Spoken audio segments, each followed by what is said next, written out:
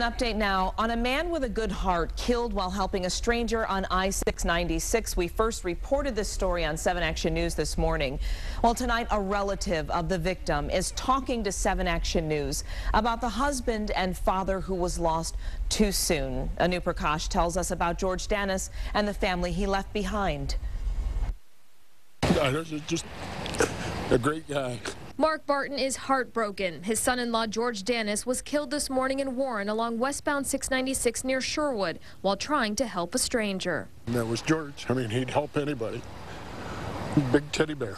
Michigan State Police say 21-year-old Angelica DeFada of Roseville was driving too fast on the wet roads and crashed.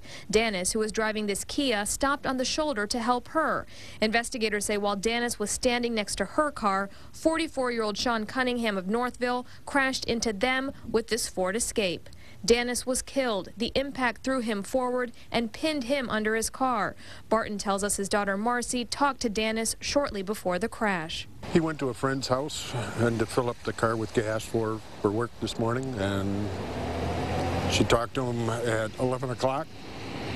Said he was on his way home, and she texted him 5 minutes later, or called him, didn't answer the phone.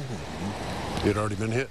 DeFada and Cunningham were hurt, but police say both have non-life-threatening injuries. At this point, it's too early to say why Cunningham couldn't stop his SUV in time.